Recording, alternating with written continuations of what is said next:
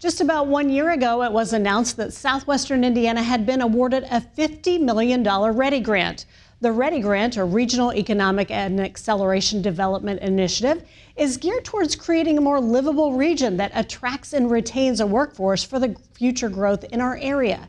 This week, we'll talk about some of the specific READI grant projects that have been given the go-ahead. That's next on WNIN Newsmakers.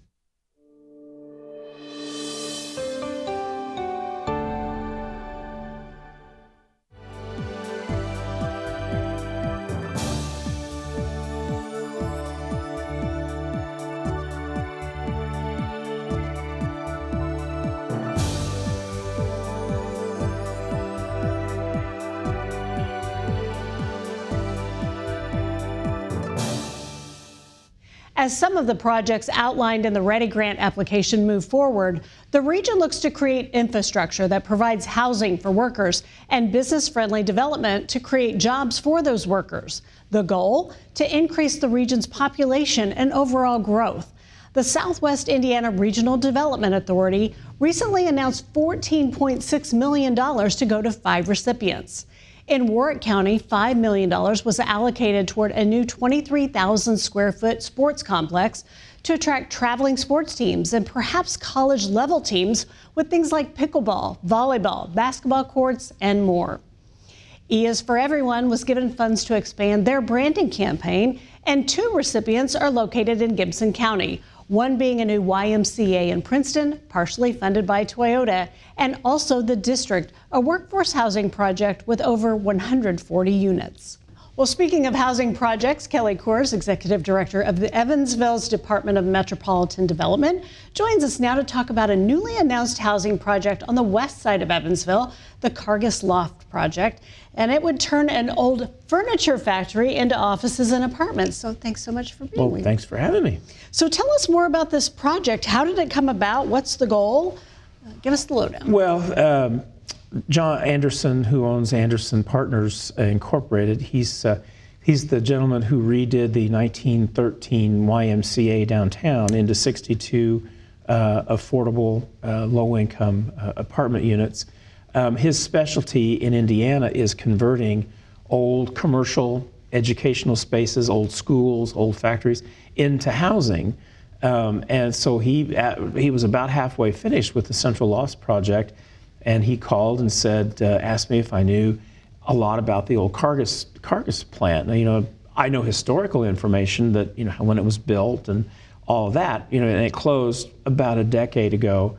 But he said he was really interested in converting that into apartments. He thinks he can put about 150 apartments into that building. And I think, in my opinion, it's significant because Evansville just lost to fire one of its early 20th century industrial complexes there, the Morton Avenue warehouse. That was Servell, and it was a buggy factory before that. So to be able to preserve Cargus, which was, if in the 20th century, if you had a house full of Cargus furniture, you were a very wealthy person. I've heard that there were Cargus pieces at Windsor Castle in England, but to preserve that historic structure, I think, is a real win for Evansville. But we do every year we do a housing needs assessment for all of our HUD programs. HUD requires us to do that. And the most recent one we've got the city divided into submarkets, central, west, east. And so the vacancy rate is very small in Evansville for rental housing. 46% of Evansville are renters. A huge percentage of the population of Evansville rent where they live. And the the occupancy rate is something like 98.5%. Wow. It's difficult to find an apartment depending on what size apartment you want, what price range you're looking at. And if you're looking at things that are designed to be affordable, which have lower rents, maybe accept housing choice vouchers, that market is even more narrow. Because a low-income apartment community opens up, it's full within a few weeks because there are waiting lists of people trying to get in. So workforce housing is considered affordable because there are income limits to living there. And so the Cargus loss will be income controlled. It'll go up to 100% area median income and below. Okay. So a single person making $42,000 is that 100% of area median income. Okay. So that and below would qualify to live there.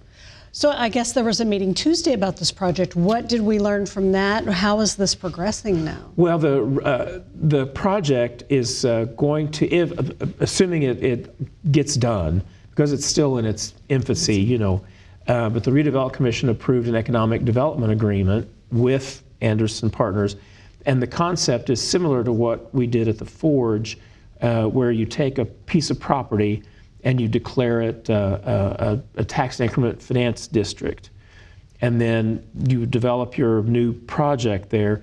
The taxes on what's there right now still pay into the county as it would have anyway, but anything over that base you set for that parcel, the difference in the taxes will go to pay back bonds that are issued.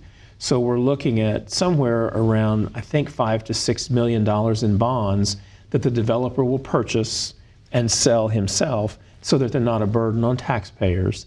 And then the new taxes on that finished piece will go to pay those bonds back over 25 years. So it's a way to put capital into the project but not have it a burden on taxpayers. Okay. And so then he's also applied for READI, and my guess is that next week the READI will be approved to go in that project. I'm not exactly sure how much it is, but the last thing I heard was about $3.5 million, right around in there.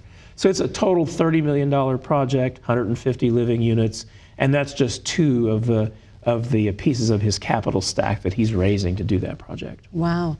And as we talk about overall talent attraction and population growth, some of the things that we want for our region, how important is workforce housing and new developments like the Forge and different things like that?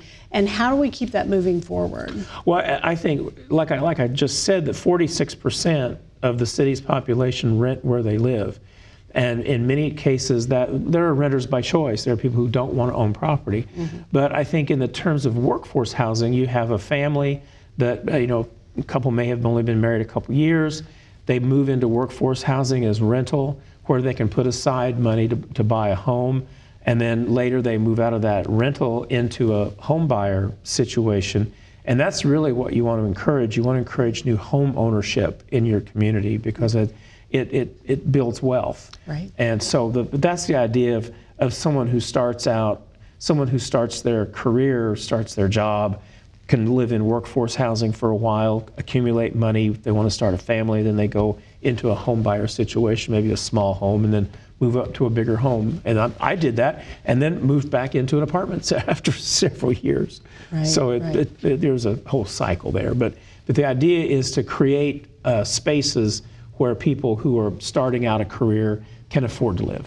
Right. And tell us a little bit about just kind of updates on the Forge. So Forge is kind of similar to that model, correct? What were you kind of hoping to accomplish there? It's workforce housing because the idea behind the development of Jacobsville, in 2013, the Jacobsville neighborhood got together. It was really at its lowest ebb because of that EPA Superfund declaration in the early part of the 21st century. So the idea was to do several different things. That master plan called for new housing. It called for a revamp of North Main, which we were able to do because that Jacobsville TIF accumulates quite a bit of cash in it to pay back bonds. But when we got that street project done, then other things started to develop.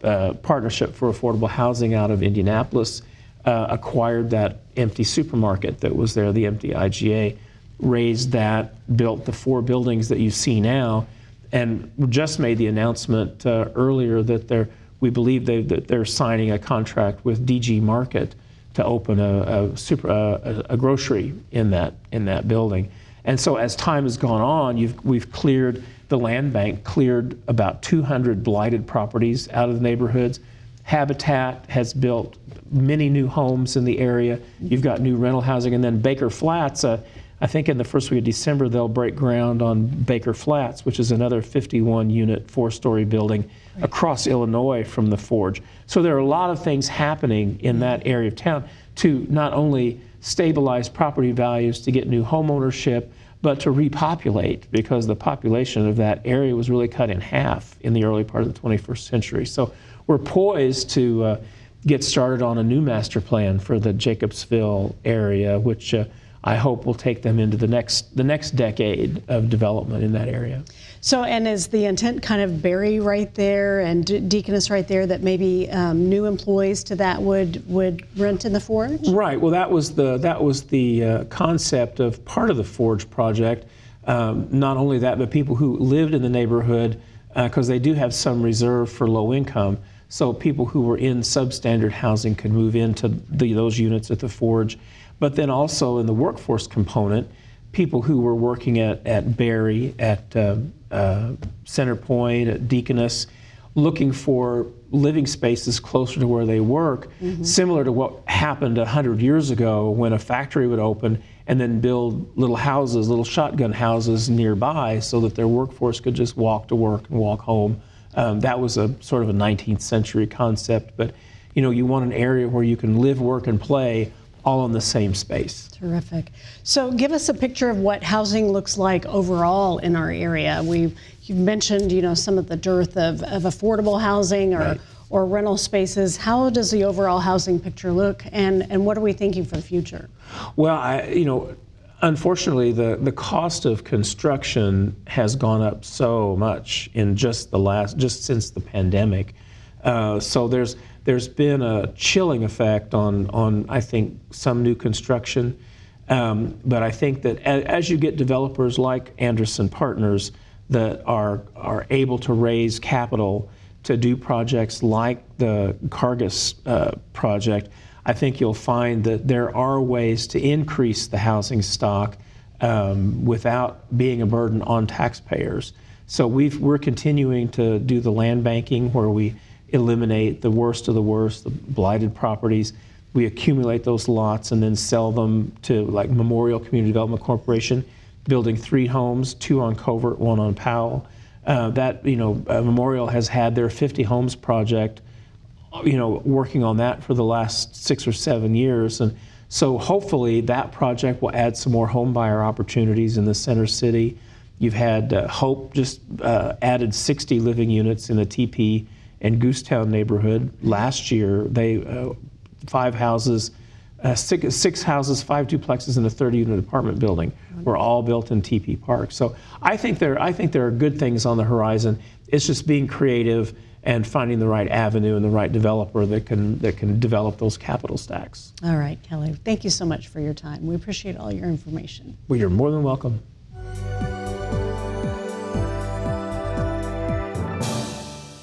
We've been talking a lot about the quality of life and housing projects. So here to discuss the talent attraction aspect is Executive Director of Talent EVV, Tyler Stock. Thanks for joining us. Absolutely. Thanks for having me, Amy. So Tyler, explain to us, how does Talent EVV and their goals kind of align with this READI grant and the infusion of money into our region? Yeah, absolutely. So Talent EVV and READI are directly aligned, right? So the state and the IEDC really came forward and said, how do we build quality of place for our regions across the state of Indiana?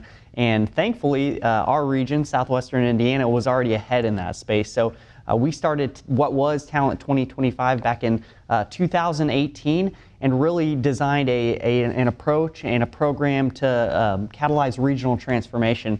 And that consists of population growth, upward mobility, a thriving workforce, and healthy outcomes for individuals that both live here and that we want to attract here. So when the state rolled out READI, it really was a great alignment, and no pun intended, we were ready to get started through the work of Talent EVV. So. Actually, our region's really been pretty successful in things like this. We've already kind of gotten the attention of the state through the Regional Cities grant. So were they kind of seeing the success that we've saw with regional cities and said this is definitely a place that we want to invest more money in? Yeah, absolutely. So I think our region has a track record of success as it comes to regional accelerators, and I think READI was no different, right? Actually, we lead the state in having the first 2 groundbreakings for READI projects this year. So it's really exciting. We're going to continue to roll out those projects. They're going to continue to catalyze the work of Talent EVV. So it's been a great partnership, and I think, again, just an example for us to kind of show the state that we really are a region of choice in continuing to advance quality of place in the state of Indiana.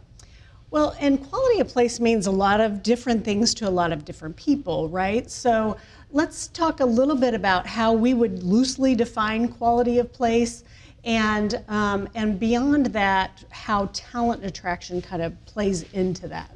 Yeah, absolutely. So I think the way that we would think about defining quality of place really boils down to the vibe, right? So it's linkage and access, it's comfort and image, it's sociability with the people that live here. So I think it's those broad buckets that really come together to create kind of a unified vibe and feeling that happens across our region and within our communities. So I think that's broadly how we might define quality of place. How it relates to talent attraction is you got to create great quality of place to attract the talent, and then also to keep the talent that's already here, right? So how do we lift up the residents that currently live here, and then hopefully future residents that want to move here? So I think there's both the objective data side, but there's also how do we just create a good feeling around the region as a whole. So. Well, and we have been, honestly, we've been a little challenged in terms of either keeping our population or seeing that booming population growth.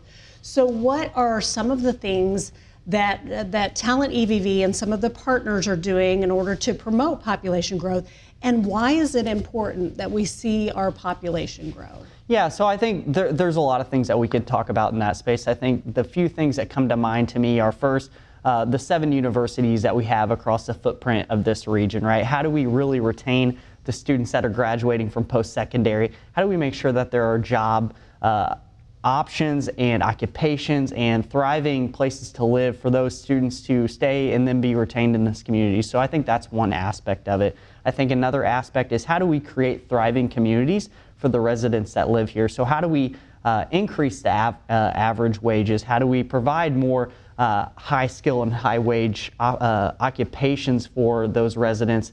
And then finally, how do we market to an external audience that doesn't currently live here, right? So how do we tell our EVV story? And I think we're gonna look at doing that through a regional marketing strategy. So we're gonna build out a few different personas, and we're really gonna start thinking about who are the people that might want to come to our community, and then how do we market to them and storytell to them in a way that really says, this is why Evansville region is a great place to live, and we do have the assets and amenities to kind of match that story that we're sharing with them. So as part of that, even the boomerang children, you know, people who maybe grew up here, went to school here, they thought things were brighter somewhere else in bigger cities, but then as they start to get married and they start to settle down, they think, I kind of like the Evansville region for being close to my family or raising a family. Are there certain aspects of this that are really kind of speaking to those family members to lure them back? Yeah, absolutely. So I won't get too deep into kind of regional marketing and some of the nuances, but I think one of the personas that we recognize has a true attraction to this region is the boomerang, right? So is it a family or an individual that has some sort of tie to the Evansville region? And then the one thing that we hear over and over from employers, from individuals, is that this is a great place to raise a family and grow a family, right? So how do we leverage that asset and that feeling that people get around the Evansville region and then share that externally? So I think that's right on point. The boomerang is definitely one of those personas, and I think that we want to continue to speak to those individuals that may be left and invite them back into the community. So part of the things that you mentioned was thriving workforce, and part of that is not just a great experience for people who are working right now, but also helping people get in those educational tracks that keep them here or actually fill the jobs that we've got. We're seeing so many help wanted signs and things like that. So what are some of the jobs that we really need workers for? And is there kind of a focus on certain sectors? Or are we just saying that we want to just really try to bring people here for any reason? Well, I think the first part of that answer is really we want to attract high wage and high skilled jobs. So we do have 2 growth sectors here, advanced manufacturing and health and life sciences. but I don't think we want to turn away any of those occupations or opportunities that come forth to us. So yeah, we're going to dig in on those 2 growth sectors that I mentioned, but I think we want to keep in mind that there are other sectors and industries out there that we want to continue to incentivize to come here, and then ultimately align our residents and our future workforce to some of those maybe more innovative or future-leaning occupations that we continue to see. Well, briefly in the time that we've got left, so what does success look like for Talent EVV? Are there certain benchmarks or metrics that the group is taking a look at and saying, this is showing that we're progressing and going in the right direction? Yeah, so we could talk all day about data. We've got about 36 regional indicators that we're looking at. Those are indicators that are nationally measured. It allows us to benchmark ourselves to peer and aspirational communities. And those communities really are similar in size and scope to the Evansville region. So it allows us to understand how are we holding ourselves accountable, and then how do we continue to make progress. But I think more specifically, we have a dashboard of about 9 indicators that fit within population growth, that thriving workforce, upward mobility, and live well, that really allow us to go very granular to the sense that we can say, we've grown our population by 100 people or 200 people this year, for example, or that we've improved our health outcomes by 0.1%, right? So whenever you think about health index, that gets a little bit weedy, but I think it's something that we continue to look at, and the data is going to continue to inform us on how we develop strategies and tactics to think about transforming our region. Great. Well, if someone is really jazzed about all of this work that's happening, or maybe they might be in a nonprofit, or they're just part of the public that says, I want to be part of this thriving community and this like movement to transform our community, how can they find out more information? How can they begin to become more informed and then ultimately involved in our transformation? Yeah, so I would encourage everyone to go to www.evvregion.com. So that's the Evansville Regional Economic Partnerships website. And on there, you'll click into, I think it's Regional Vision, and then you can see Talent EVV, and it'll share more about the goals, the strategies, and then ultimately want to highlight some of the partners that have been involved in that work. So United Way of Southwestern Indiana, Junior Achievement of Southwestern Indiana, and then the Welborn Baptist Foundation. All of those partners have been deeply involved. So if we have residents or individuals or stakeholders that want to learn more or get involved, feel free to reach out to either EREP directly or any of those partner organizations that I mentioned. All right, Tyler, thank you so much for all the great information. Thank you for having me. With everything. Appreciate it.